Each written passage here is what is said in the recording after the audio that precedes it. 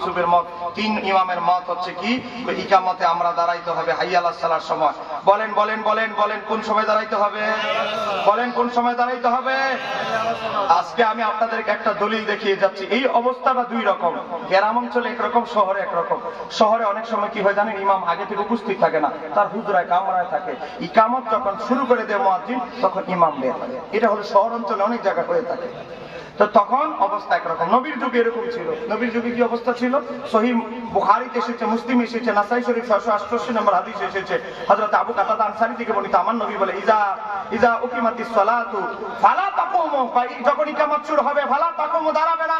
আর আজকে বলে শুরুতেই দাঁড়ায় যাও। আমার নবী বলে ইকামত শুরু হইলেই দাঁড়ায় যাস না। কি করতে হবে? হাত্তা দাঁড়ানি, যতক্ষণ না পর্যন্ত আমার হুজরা শরীফ থেকে বের হতে না দেখো এর আগে দাঁড়াবে না। তো এটা হলো ইমাম অনুপস্থিত থাকলে। তো ইমাম উপস্থিত থাকলে কি হবে? ইমাম মুহাম্মদ কিতাবুল আসারে লেখে, ইমাম আবু হানিফার ফতোয়া, ইমাম মুহাম্মদের ফতোয়া, ইমাম আবু ইউসুফের ফতোয়া, ইমাম যখন মুসল্লিদের সাথে থাকবে তখন যখন হাইয়া আলাস সালাহ বলবে তখন দাঁড়াবে। সুবহানাল্লাহ। দেখেন কিতাবের নাম কাশফুল গুম্মা, ইমাম বাইহাকির সুনানুল কুবরা থেকে নকল করেছেন ইমাম আব্দুল হক সারারি।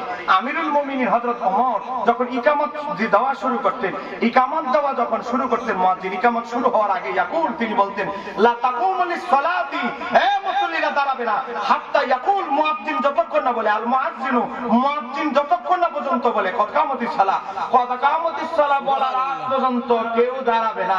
আরে আমরা ইমাম আবু হানিফা তো সহজ করেছে, ইমাম হযরত ওমর তো আরো কঠিন করেছে, বলছে কদ কামাতিস সালাহ বলার আগ পর্যন্ত কেউ মুসল্লি দাঁড়াবে না। জোরে বলেন না সুবহানাল্লাহ। এখন আপনারা বলেন আমাদের এই ওয়াহাবি হুজুরের ঘর থেকে কি হযরত ওমর ইসলাম কম বুঝতো?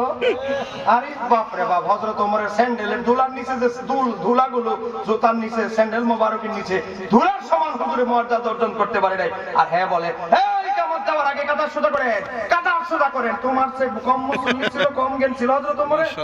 এখানে শেষ নয়, আমরা হুসাইনি মুসলমান। বলেন আমরা কোন মুসলমান? হুসাইনি মুসলমান। দেখেন ইমাম হুসাইনের আমল দেখেন, কিতাবের নাম মুসান্নাফে আব্দুর রাজ্জাক, হাদিস নাম্বার 1938। একবার ইমাম হুসাইন যখন উমরা করতে গেলেন রমজান মাসে, বলেন না কোন মাসে? রমজান মাসে উমরা করতে গেছে। হাদিসটি বর্ণনা করেছে হযরত উবাইদুল্লাহ ইবনে আবি ইয়াজিদ রাহমাতুল্লাহ আলাইহি তাবি। তিনি বলতেছে আমি কাছাকাছি হযরত ইমাম হুসাইনের কাছাকাছি বসলাম। তো ইকামত যখন শুরু হলো, এক বেচারা হট করে দাঁড়ায় গেল। হযরত ইমাম হুসাইন কি করলেন? তার পাঞ্জাবি ধরে টান দিয়ে তার বসাই দিলেন। সুবহানাল্লাহ। যখন মুয়াজ্জিন বললেন কদ কামাতিস সালাহ, তখন হযরত ইমাম হুসাইনও দাঁড়ায় গেলেন, এর পাঞ্জাবি ধরেও টান দিয়ে উড়াইলেন। কারণ ইমাম হুসাইন যারা বসাই দিয়েছে ডরে আর উঠতে চায় না। চিন্তা করে আরে বাবারে, আমার যেই বেচারা বসাইছে উনি ইশারা না দেওয়া পর্যন্ত আর উঠবো না। তো ইমাম হুসাইন তার পাঞ্জাবি ধরে টান দিয়ে উঠিয়ে দিয়েছে।